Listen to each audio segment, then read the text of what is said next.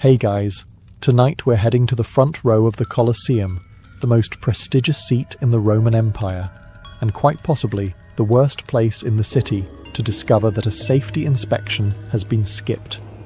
So before you get comfortable, take a moment, like the video and subscribe. But only if you genuinely enjoy what I do here. And let me know in the comments where you're tuning in from and what time it is for you.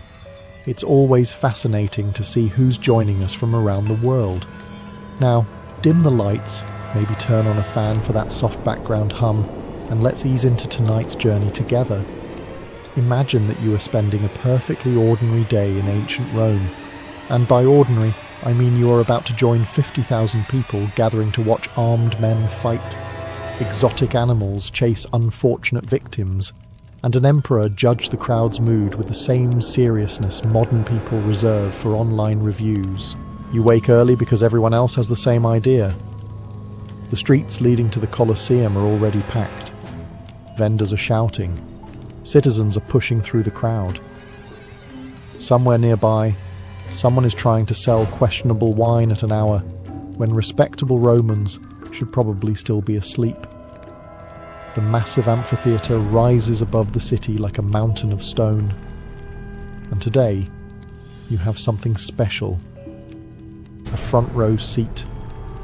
Congratulations. You have achieved what every ambitious Roman dreams of, being close enough to the action that you can practically count a lion's teeth. The Colosseum was not just an entertainment venue. It was a giant stone diagram of Roman society. Every seat reflected status, wealth, and influence. The emperor occupied the finest position in the arena. Nearby sat his family, important priests, military commanders, and senators. These were the people who ran the empire, or at least argued loudly about how it should be run. Behind them sat wealthy equestrians. Farther back came ordinary citizens. At the very top sat those whose social rank provided a wonderful panoramic view of Rome and a somewhat less wonderful view of the actual entertainment. Your location told everyone exactly who you were. The closer you sat to the arena floor, the more important you appeared. Naturally, this created fierce competition. Romans loved status almost as much as they loved public spectacles. Sometimes it was difficult to determine whether a senator attended the games to watch gladiators, or to make sure everyone noticed that he was sitting closer than another senator. Human nature, it seems, has not changed very much. As you settle into your marble seat, you immediately notice something unusual. The arena is close, very close. Modern stadium designers generally prefer a comfortable separation between dangerous events and paying customers. Ancient Romans approached the problem differently. Their solution was essentially, what could possibly go wrong? A low, protective wall separated you from the arena floor. Beyond it stretched the famous sand-covered stage where gladiators fought and wild animals performed in spectacular hunts.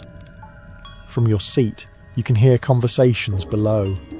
You can see individual faces. You can watch handlers struggling to control nervous animals waiting beneath the arena. A modern safety inspector would likely take one look at the arrangement and retire on the spot. But to Romans, this was luxury. You were not supposed to feel safe. You were supposed to feel involved. The growl of a leopard was more exciting when it sounded close. A gladiator's sword strike felt more dramatic when you could hear the impact. Every spectacle became more thrilling when danger seemed just near enough to be real. And that was the attraction. Because while the front row offered the best view in the empire, it also came with an unspoken understanding. If anything escaped, missed its target, broke through a barrier, or otherwise decided to ignore the schedule for the day, you would be among the very first people to find out. As you sit in your front row seat, trying not to think too hard about the large cage being wheeled into the arena, it is worth taking a moment to appreciate exactly where you are. the Colosseum was one of the greatest construction projects of the ancient world. And unlike many government projects throughout history, it was actually completed. Construction began under Emperor Vespasian around the year 72. The massive amphitheatre rose on land that had previously belonged to Emperor Nero's extravagant palace complex. After Nero's death, the new rulers wanted to send a message. A very public message. Something along the lines of, "The Emperor's private lake is gone. You're welcome. Please enjoy the gladiators." Thousands of workers spent years hauling stone, pouring concrete, and assembling the enormous structure. When completed, the Colosseum stood nearly 160 feet high and dominated the Roman skyline. From a distance, it looked magnificent. From up close, it looked even bigger. As you enter through one of the 80 entrances, the engineering becomes obvious. Tens of thousands of spectators can find their seats with surprising efficiency. Staircases, corridors, and passageways guide people throughout the building. Modern sports stadium designers still admire the system. The Romans may not have invented smartphones, but they were remarkably good at moving large crowds without creating complete chaos. Most of the time. The arena itself measures roughly the size of a football field. A wooden floor covered with sand stretches across the centre. Beneath it lies a hidden world of tunnels, cages, elevators, and machinery. Animals wait below. Gladiators wait below. Workers wait below, probably wishing they had chosen a less stressful profession. From your seat, however, the most striking feature is not the arena floor. It is how little separates you from it. The protective wall around the arena stands only a few feet high.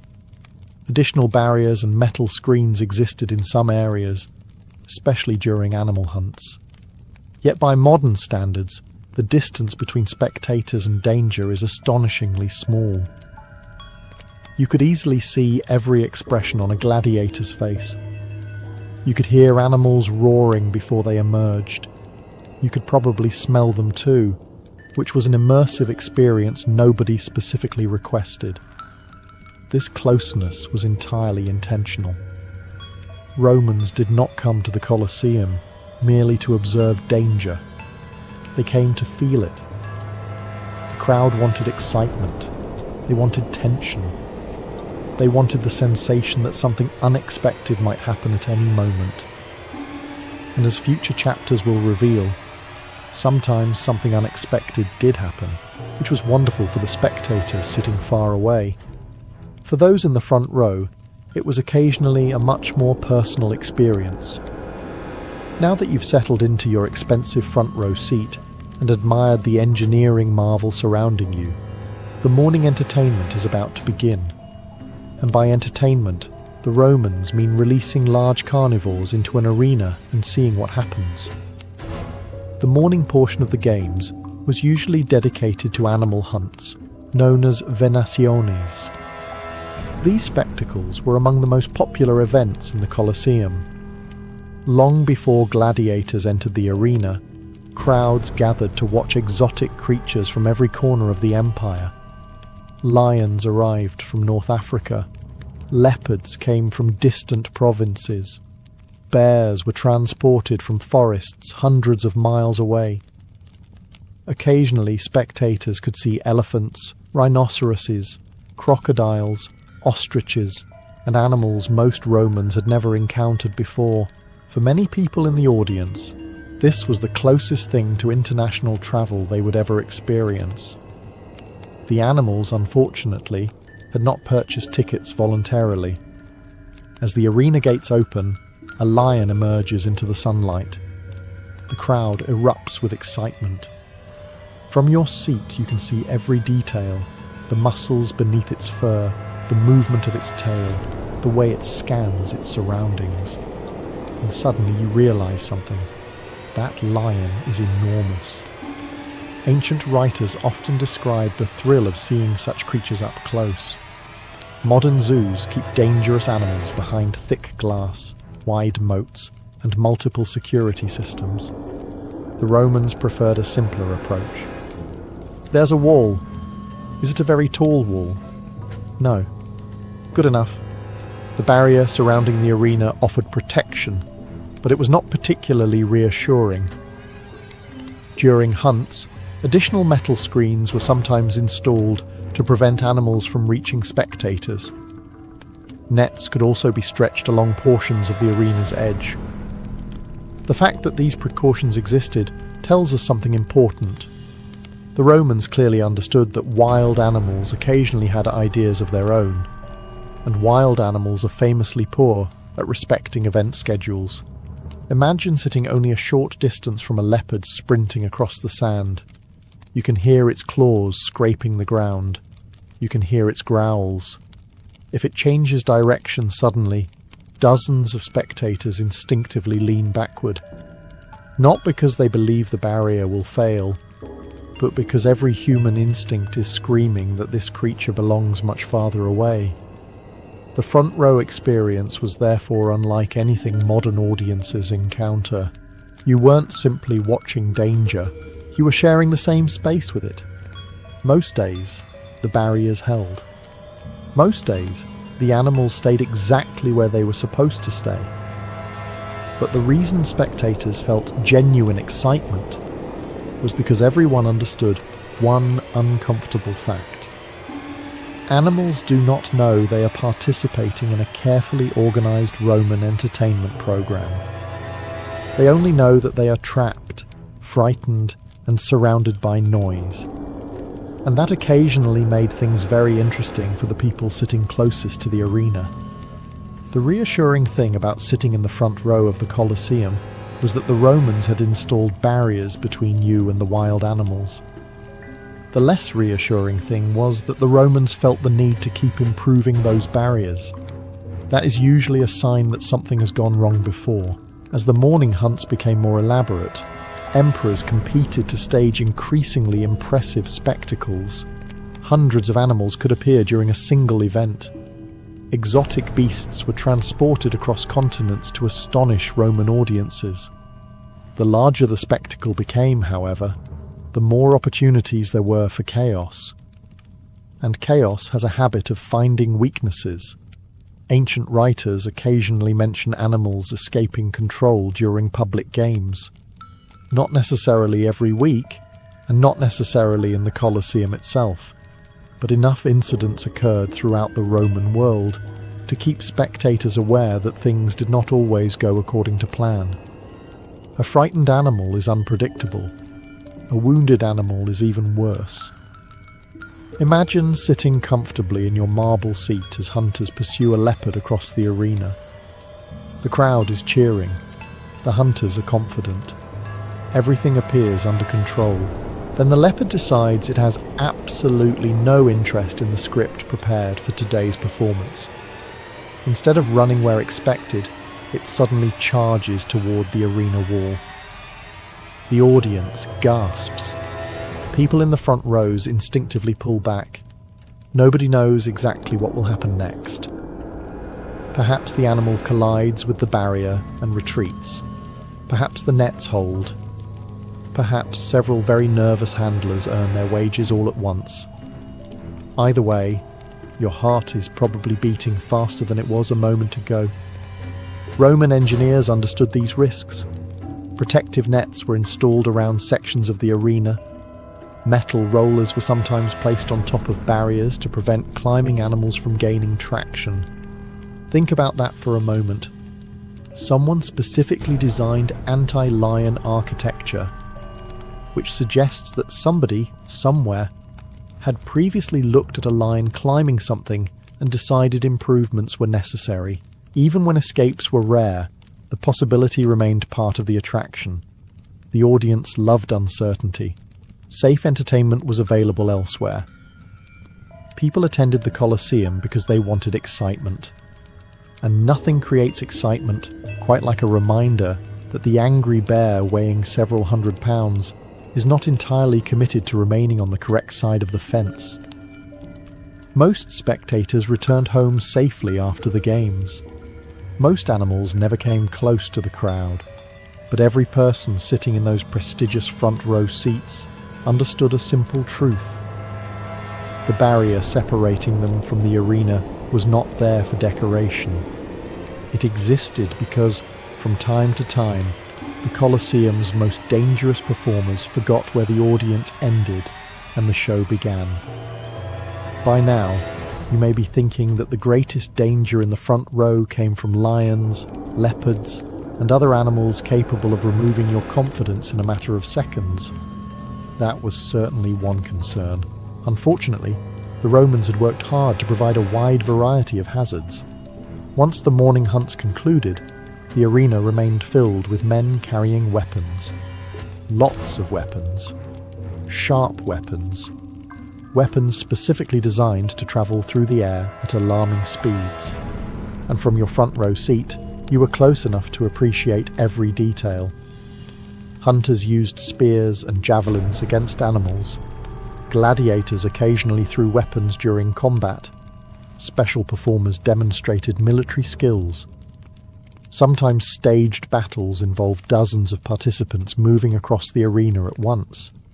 The more people carrying weapons, the greater the chance that something would not go exactly where it was intended. Modern sporting events occasionally send a baseball into the crowd. Ancient Rome occasionally launched a spear. The stakes were somewhat different. Most professional fighters were highly trained. Gladiators represented expensive investments. Their owners did not want them behaving recklessly. A skilled gladiator was valuable, and valuable assets were generally encouraged to avoid accidentally impaling important senators. Still, combat is messy. Weapons break, hands slip, people miss. Anyone who has ever attempted a simple household task knows that humans possess a remarkable ability to make objects travel in unexpected directions. Now imagine that tendency combined with combat. Ancient sources occasionally mention weapons flying into spectator areas during public games.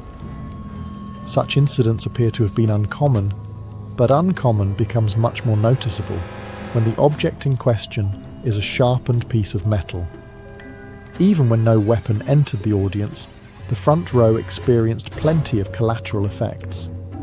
Sand sprayed into the air, wood splintered, fragments of broken equipment scattered across the arena.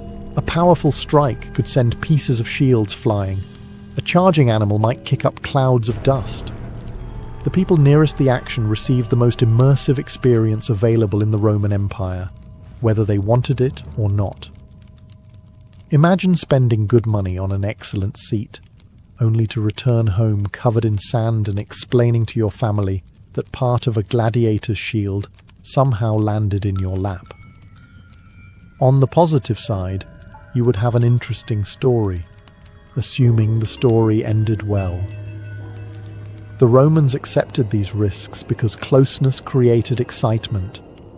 They wanted the sensation of being part of the spectacle rather than merely observing it. And sitting in the front row certainly achieved that goal. Because every time a spear left someone's hand, there was a brief moment when everyone nearby hoped the thrower remembered which direction the arena was supposed to be. If you've managed to survive escaped animals, flying spears, and the general Roman approach to risk management, you might begin wondering why anyone would willingly choose a front row seat. The answer is simple. The view was incredible. Dangerous, perhaps, but incredible. From the highest seats in the Colosseum, spectators could certainly follow the action. They could see the movement of fighters and hear the roar of the crowd. But details were harder to make out. The front row offered something entirely different. You weren't watching the spectacle. You were practically inside it. From your marble seat, every movement became visible. You could see gladiators adjusting their grips before combat. You could watch nervous hunters preparing to face wild animals. You could even observe expressions on their faces. And those expressions often revealed far more than official Roman propaganda intended. A gladiator entering the arena might look confident from the upper levels, From the front row, you might notice that he was sweating enough to fill a small fountain. Ancient writers often describe the atmosphere inside the amphitheatre. The crowd produced a constant wall of sound. Tens of thousands of voices merged together into a deafening roar that echoed through the stone structure. When the audience approved of a performance, the noise was thunderous. When they disapproved, it was equally memorable. Imagine 50,000 Romans expressing disappointment. It would have sounded remarkably similar to 50,000 modern sports fans expressing disappointment. Some things never change. Then there were the smells. Modern documentaries rarely discuss this aspect, for understandable reasons. The arena contained animals, fighters, blood, sweat, sand, and thousands of spectators packed closely together beneath the Mediterranean sun. The result was not what most travel brochures would describe as refreshing. If you sat near the arena floor, every scent arrived in full strength. There was no escape, no stepping into an air-conditioned lobby, no politely worded complaint to management. You simply experienced ancient Rome exactly as ancient Rome smelled, whether you wanted to or not. Yet despite all this, elite Romans continued competing for the best seats, because closeness brought prestige. It also brought stories. Anyone could claim they attended the games, but only front row spectators could boast that they heard a lion roar from a few yards away, saw a gladiator's face moments before combat, or spent an afternoon dodging enough sand to qualify as part of the arena floor themselves. The front row transformed the games from a public spectacle into a personal experience. And that experience felt thrilling precisely because it blurred the line between audience and participant. The people sitting closest to the arena never forgot they were spectators, but sometimes the arena came close enough to remind them that they weren't as separate from the action as they might have preferred. As dangerous as the front row could occasionally be, there was one person in the Colosseum who always had the best seat: the emperor. If you were expecting Rome's ruler to watch the games from a safe location somewhere far above the arena, protected by multiple walls and a healthy respect for personal survival, you may be disappointed. Roman emperors preferred visibility. The imperial box, known as the pulvinar, occupied one of the most prestigious positions in the entire amphitheatre. It provided an excellent view of the arena while ensuring that every spectator could also see the emperor. And that was important. The games were not just entertainment, they were politics. Every appearance in the Colosseum reminded the population who paid for the spectacles, who commanded the empire, and who sat at the very top of Roman society. The emperor wasn't merely watching the show. In many ways, he was part of it. Imagine sitting among 50,000 spectators. Suddenly the crowd erupts into cheers before a single gladiator has entered the arena. The emperor has arrived. People stand, they wave, they shout praises. Some are genuinely enthusiastic. Others are making sure everyone notices how enthusiastic they appear. Again, human nature has changed remarkably little over 2,000 years. For most emperors, the games offered an opportunity to connect with the public. A popular ruler could earn tremendous goodwill through generous spectacles. Exotic animals, skilled gladiators, and lavish productions all helped build support. A boring emperor was dangerous. An entertaining emperor was beloved. Some rulers embraced this role enthusiastically, perhaps a little too enthusiastically. Emperor Commodus became famous for participating in arena spectacles himself.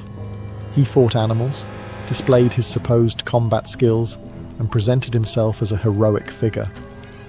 Roman historians were not impressed. Many viewed the performances as embarrassing rather than glorious. Imagine being the most powerful man on earth and still desperately wanting attention from the crowd. Ancient Rome invented many things. Apparently, craving applause was one of them. Even emperors occasionally faced genuine risks during spectacles. Although protected by guards and positioned behind barriers, they remained relatively close to the action. An escaped animal or unexpected accident could create problems for everyone nearby. Fortunately, security around the emperor was extensive. Very extensive. Anyone hoping to reach him would first need to overcome layers of guards whose entire job description could be summarized as absolutely not. Still, the emperor's presence near the arena reveals something important about Roman attitudes. Danger added excitement. The ruler of the empire could have watched from a distant fortress. Instead, he sat close enough to hear the roar of lions and the clash of steel. Because in Rome, power was meant to be seen. And nowhere was it more visible than in the front row of the Colosseum, where even the emperor chose to sit just a few yards from controlled chaos. Most days at the Colosseum followed a familiar pattern. The animals appeared when they were supposed to appear. The gladiators fought where they were supposed to fight. The spectators cheered when they were supposed to cheer. And everyone went home with exactly the number of limbs they had arrived with. That was considered a successful day. But the Romans loved spectacle, because spectacle carried an element of unpredictability. No matter how carefully organisers planned an event, there was always the possibility that something unexpected would happen. And when 50,000 people realise something unexpected is happening at the same moment, the atmosphere changes very quickly. Imagine yourself sitting in the front row during a packed afternoon of games. The crowd is relaxed. Vendors move through the aisles. Senators discuss politics. Somewhere nearby, a wealthy Roman is pretending not to notice how loudly everyone admires his expensive toga. Then something goes wrong. At first, you're not even sure what it is. A sudden shout. A commotion among the handlers. Several guards running instead of walking. The crowd notices immediately. Humans are remarkably good at detecting panic, especially when it involves other humans.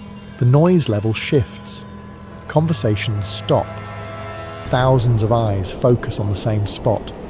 The comfortable certainty that everything is under control begins to disappear. And that's when the front row becomes the worst place in the building. People sitting high above the arena can afford curiosity. You cannot. Your brain immediately starts calculating distances. How far away is the problem? How fast can it move? Is the barrier actually as strong as everyone claims?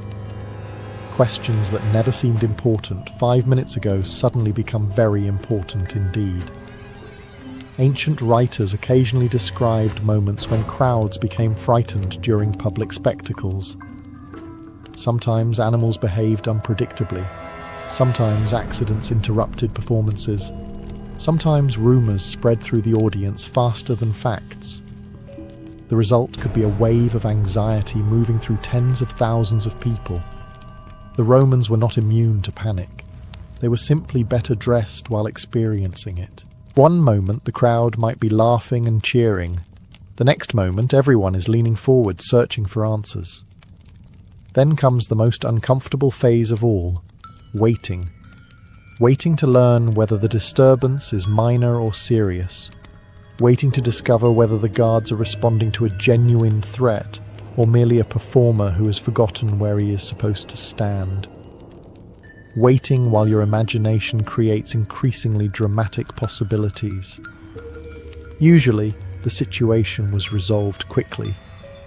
The crowd relaxed. The games continued. People laughed about their temporary fear. But for a few brief moments, spectators received a reminder that the Colosseum was not a theatre.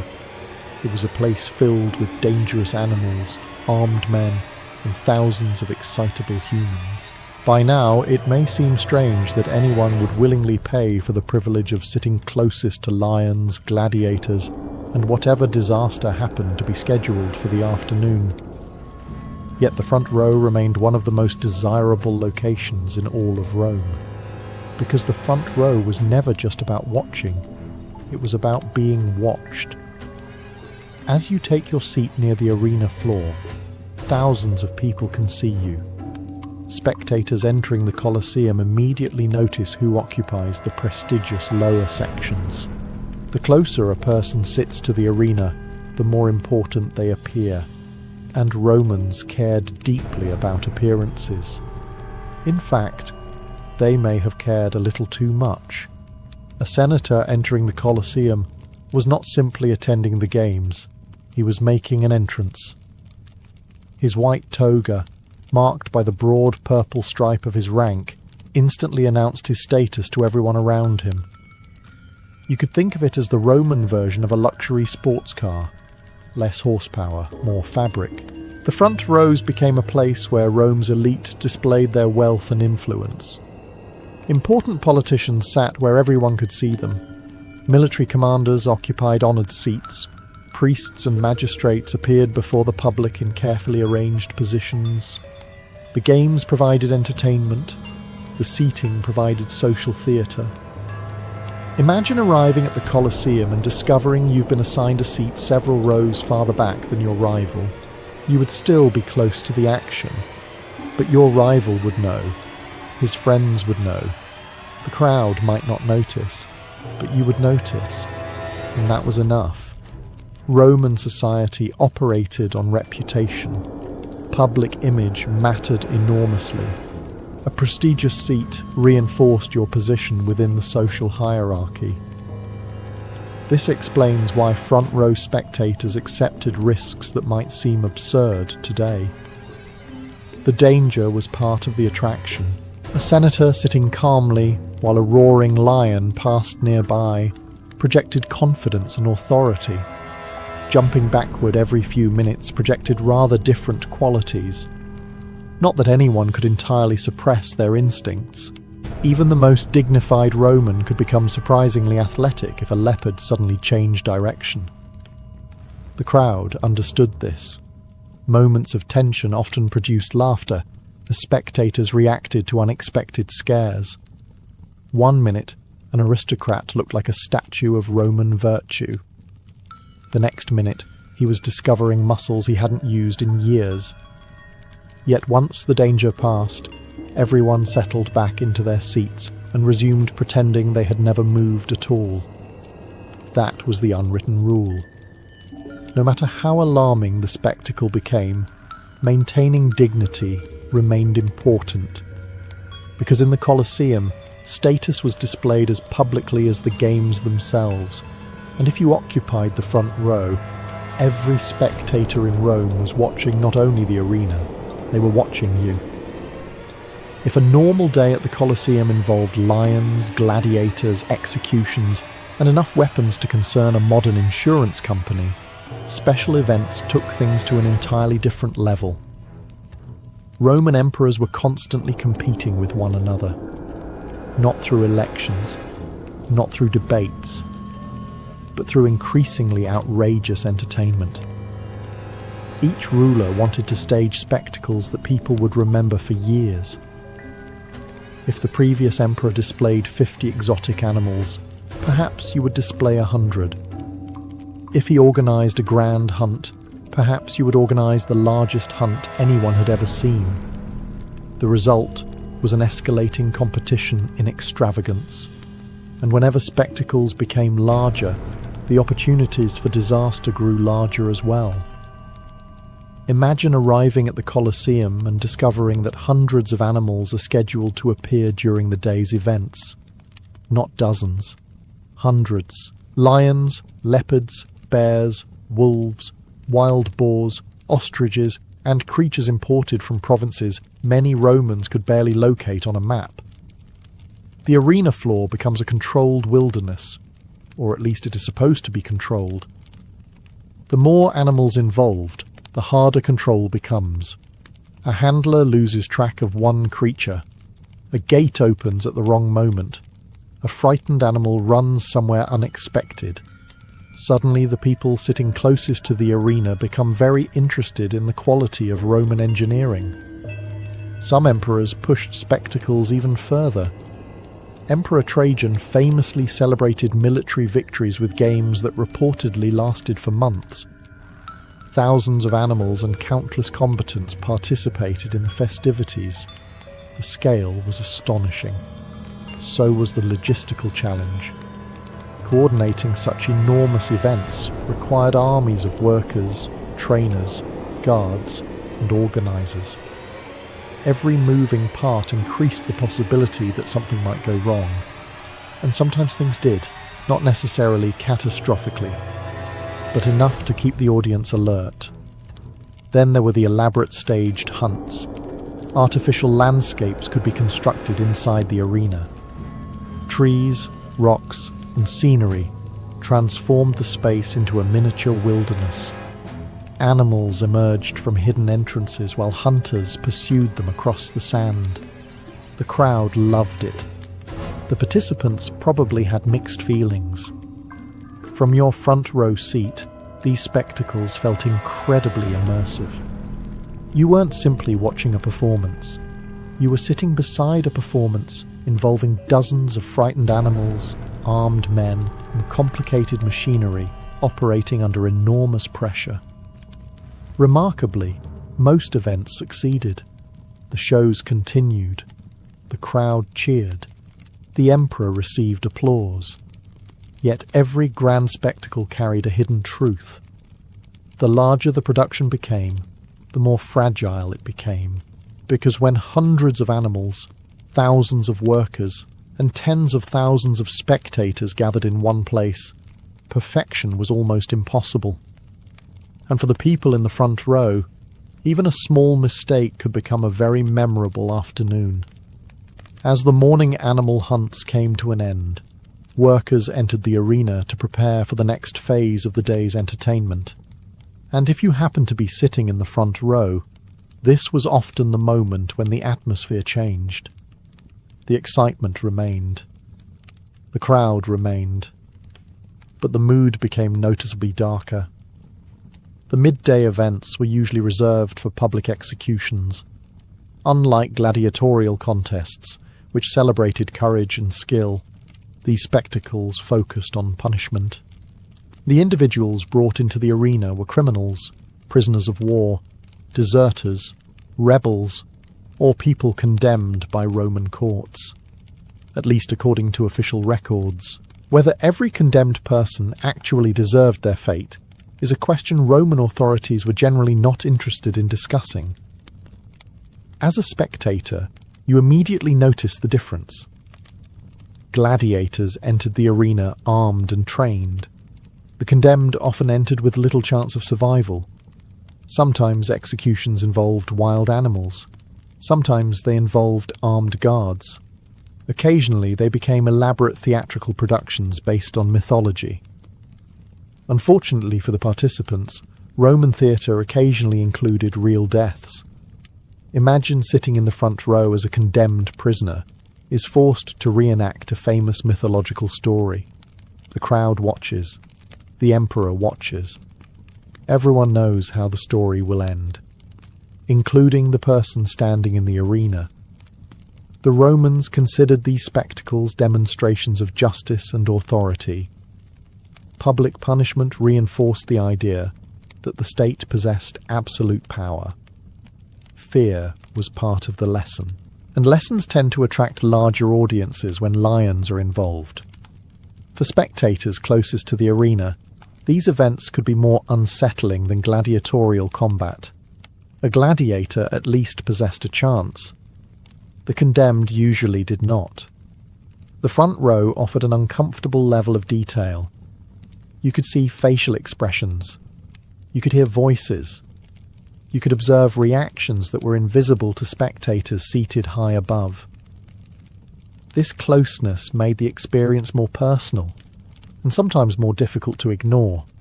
Of course, not every Roman was troubled by what they saw. Many accepted executions as a normal part of public life. Some spectators even arrived specifically for these events. Ancient Rome was a society with very different ideas about entertainment. A modern audience might leave a sporting event talking about the final score. Romans could leave discussing whether the bear or the leopard had been more impressive. Civilizations evolve in interesting ways, yet even among Roman spectators, reactions varied. Some cheered enthusiastically, others watched quietly. A few probably wished the gladiators would hurry up and arrive, because while the executions demonstrated Rome's power, they also served as a reminder of something unsettling. In the Colosseum, the line between spectacle and reality was often much thinner than anyone cared to admit. If Hollywood has taught us anything about ancient Rome, it is that gladiators spent most of their time charging wildly through arenas, leaping over barriers, and somehow ending up face to face with important spectators. The reality was somewhat less dramatic, which, for the senators sitting in the front row, was probably a relief. Gladiators were valuable investments. Training a fighter required time, money, food, equipment, instructors, and medical care. Successful gladiators could become celebrities throughout the empire. Arena owners did not spend years developing talented fighters, just to watch them sprint into the audience at the first opportunity. The games were carefully controlled. At least, that was the plan. As you sit in your front row seat, you notice that the arena is filled with officials. Guards stand near important entrances. Referees supervise the fights. Attendants remain ready to intervene if necessary. The Colosseum was not simply a battlefield. It was a highly organized production. Think less chaotic riot and more violent event management. Even gladiatorial combat followed rules. Referees could stop fights. Officials monitored behavior. Combatants were expected to perform according to established standards. This did not mean accidents never happened. Far from it. Gladiators fought with real weapons. Men were injured. Sometimes fighters lost their footing, stumbled toward barriers, or crashed into the edges of the arena while attempting to evade attacks. When two heavily armed men are trying not to be stabbed, precise navigation occasionally becomes a secondary concern. From the front row, these moments felt alarmingly close. A charging gladiator might rush toward the arena wall while pursuing an opponent. Spectators nearest the action would instinctively lean backward, not because they expected the fighter to leap into the crowd, but because human beings possess a remarkable talent for imagining worst-case scenarios, and few scenarios are worse than unexpectedly becoming part of a gladiator's workday. Historical evidence suggests that actual attacks on spectators by gladiators were extremely rare. Fighters understood their role. Guards remained nearby. Escaping the arena was virtually impossible. Where exactly would they go? The Colosseum contained 50,000 witnesses and approximately 0 exits marked "Freedom this way." Still, the illusion of danger remained powerful. A fighter rushing toward your section, a sword flashing in the sunlight, a body slamming against the barrier only a few feet away. These moments reminded spectators how thin the separation really was. The front row existed in a strange space between safety and risk. You were protected, mostly, yet close enough to feel every impact, hear every shout, and witness every desperate movement. And that was precisely why Romans paid so much to sit there, because nothing made the spectacle feel more real than occasionally wondering whether it was getting a little too real. After everything we've seen so far, escaped animals, flying weapons, charging gladiators, and Roman safety measures that occasionally relied on optimism, you may be asking the most important question of all. Did anyone in the front row actually die? The frustrating answer is the one historians often have to give. Maybe. Ancient Romans were surprisingly selective about what they chose to record. If an emperor won a military campaign, they wrote about it. If a politician insulted another politician, they wrote about it. If a wealthy senator built an impressive villa, they definitely wrote about it. But if a spectator named Marcus received an unexpected encounter with a panicked leopard during the games, the historical record becomes much quieter. This creates a problem. The Colosseum operated for centuries.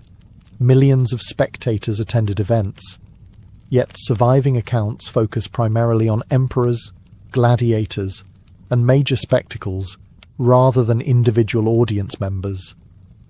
That said, we know enough to reach some reasonable conclusions. First, deaths among spectators appear to have been uncommon. If large numbers of audience members were regularly being killed, Roman writers almost certainly would have mentioned it. The Colosseum would have gained a reputation as a dangerous place to sit rather than an exciting place to visit. Instead, attendance remained enormously popular. People kept coming back, which suggests that most spectators expected to survive the experience. A remarkably low bar for success, but an important one. Second, accidents undoubtedly occurred. Large crowds naturally produce accidents.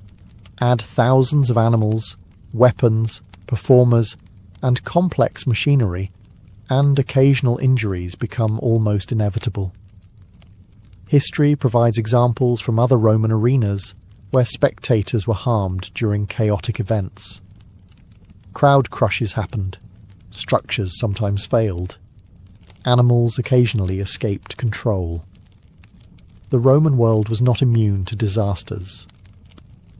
The most famous example occurred not in the Colosseum, but in the amphitheatre at Fidenae, where a poorly constructed wooden arena collapsed during a show, reportedly killing and injuring thousands. Suddenly, the lion seems like only the second biggest concern. The lesson is clear.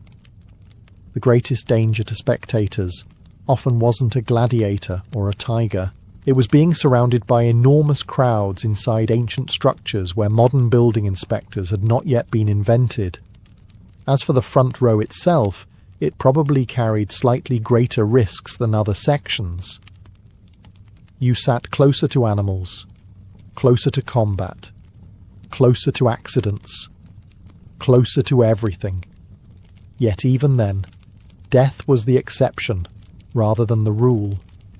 Most front row spectators returned home safely after the games, though they likely returned with a much stronger appreciation for barriers, distance, and the comforting realization that the lion had chosen someone else's section of the arena to investigate.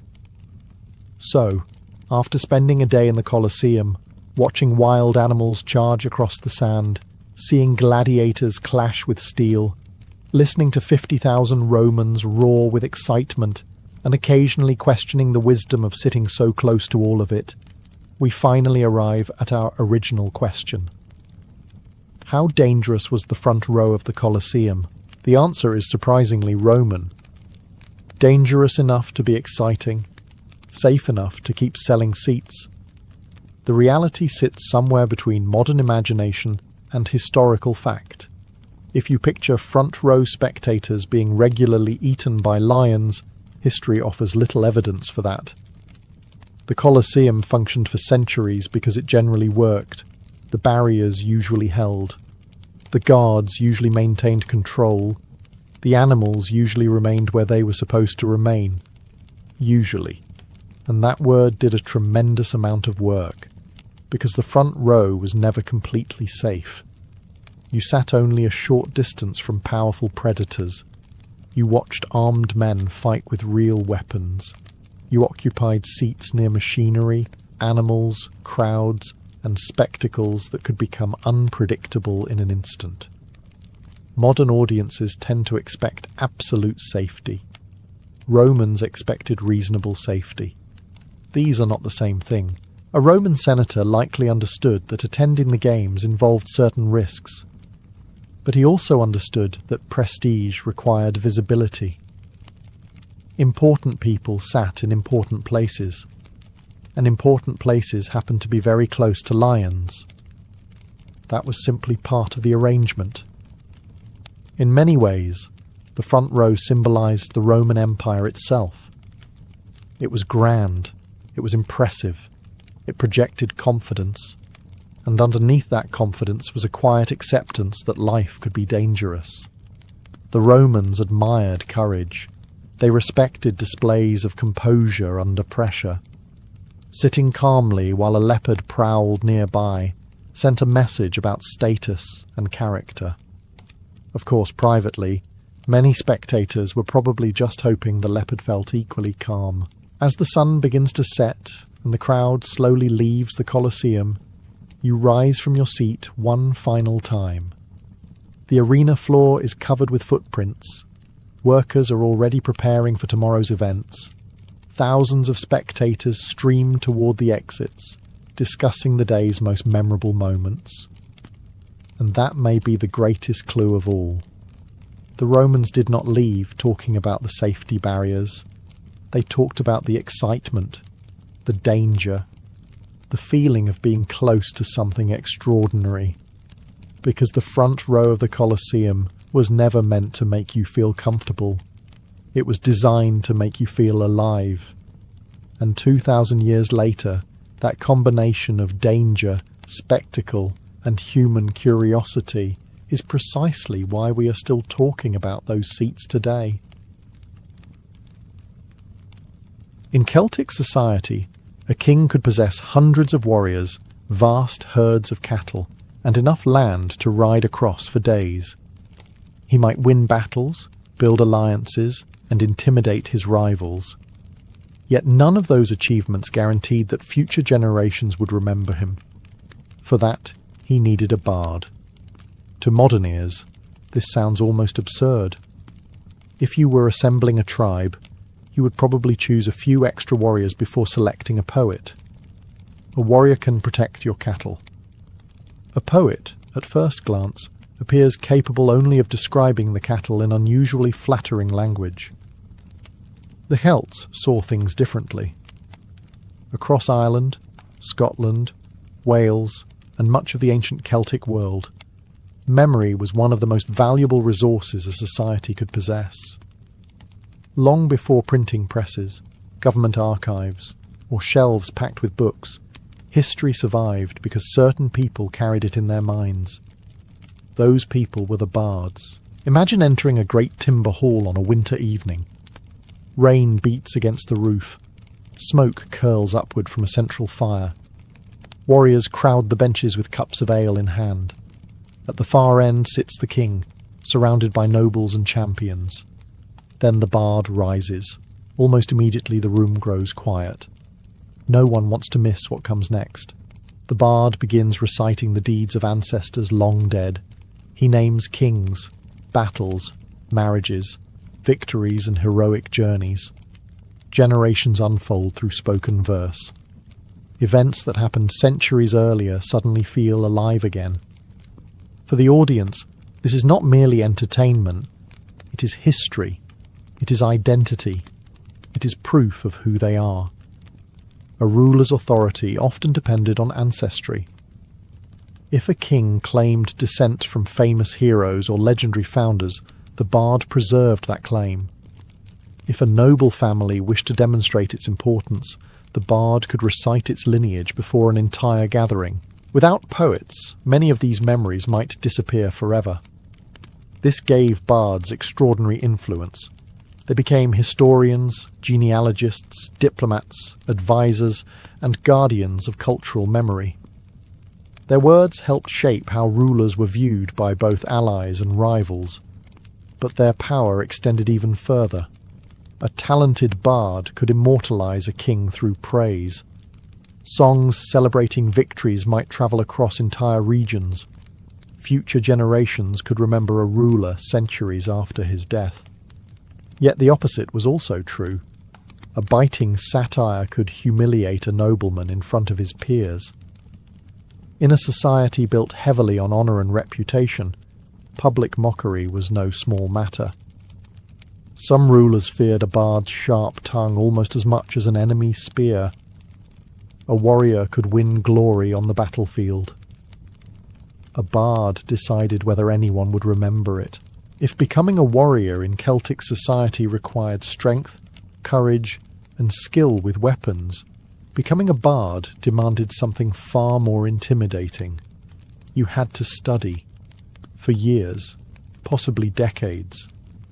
And unlike a warrior, who could occasionally solve problems by hitting them with a spear, a bard had no such option when forgetting an important genealogy in front of a king. The path usually began in childhood. A promising young student would enter the service of an established bard and begin a long apprenticeship. From that moment forward, much of his life revolved around learning, memorizing, and reciting. The amount of information expected was astonishing. A bard had to master ancient stories, tribal histories, heroic legends, family lineages, poetry, laws, and traditional wisdom. Some Irish sources suggest advanced poets memorized thousands upon thousands of verses. Entire libraries existed only inside human minds. You can imagine the challenge. Most people today become annoyed when they cannot remember where they left their keys. Celtic bards were expected to remember the ancestors of half the kingdom, stretching back generations.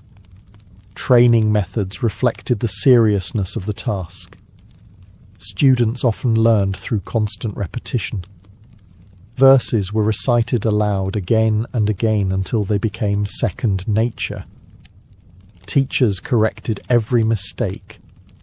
Accuracy mattered because a forgotten detail could alter a family history or distort an important tradition. In medieval Irish bardic schools, which preserved many older Celtic traditions, students reportedly spent long hours composing and memorizing poetry under demanding conditions. Some accounts even describe pupils working in small rooms with limited distractions, focusing entirely on the words they were expected to master. The education extended beyond memory. A bard needed a deep understanding of language itself. Poetry was considered a highly skilled art form. Verses followed strict structures, rhythms, and patterns. A talented poet could weave complex meanings into elegant lines that audiences would remember for years. As students advanced, they gradually earned higher ranks within the bardic profession. The most accomplished poets occupied prestigious positions at royal courts and advised kings directly. By the time training was complete, a bard had become far more than a performer. He was a walking archive, a living record office, a human library carrying centuries of knowledge without a single written page. The result was a figure unlike almost any other in Celtic society. Warriors defended the tribe's present, kings shaped its future, but the bard protected its past. And without that past, neither kings nor warriors could truly understand who they were. The years of training transformed a bard into a living storehouse of knowledge. But all that memorization served a larger purpose. Someone had to remember. In Celtic society, history was not locked away in dusty archives. It was carried from place to place by people. When disputes arose over land, inheritance, or status, the answer often depended on memory. And when memory mattered, the bard mattered. Imagine two noble families arguing over who possessed the stronger claim to a particular territory. There are no filing cabinets to consult. No government office waiting to provide official records. Instead, respected poets and learned men are asked to recite the histories and genealogies that establish those claims. Suddenly, remembering a great-grandfather's marriage from 80 years ago becomes surprisingly important. This was one reason rulers valued bards so highly. A king's authority rested partly on ancestry. The more impressive his lineage, the stronger his position appeared. If a ruler could trace his family back to legendary heroes, famous kings, or even mythical ancestors, his prestige increased enormously. The bard preserved those connections. At feasts and assemblies, poets could recite family trees stretching back generations. Listeners heard names linked together like chains reaching into the distant past. These genealogies reminded everyone that power was not simply being claimed, it was inherited through an honoured line. Of course, remembering these enormous family networks was no easy task. Many noble families were connected through marriage, alliance, and shared ancestry. A skilled bard needed to keep track of relationships that would make modern family reunions seem refreshingly simple. Yet genealogy was only part of the job. Bards also preserved the stories of entire tribes. They remembered migrations, victories, defeats, treaties, and famous leaders. When people gathered during festivals or royal ceremonies, these stories reinforced a shared identity. A warrior might defend his tribe with a spear. The bard defended it with memory. His stories reminded people where they came from and what connected them to one another. Heroes became examples for future generations. Great victories inspired pride. Ancient disasters provided lessons. Without these storytellers, much of Celtic history would have vanished long ago. That is perhaps the most remarkable thing about the bard's profession. Many kings ruled for a few decades. Many warriors fought for a few years. But the bard served as a bridge between centuries, carrying the voices of the dead into the ears of the living. In a world without written records, that responsibility was priceless.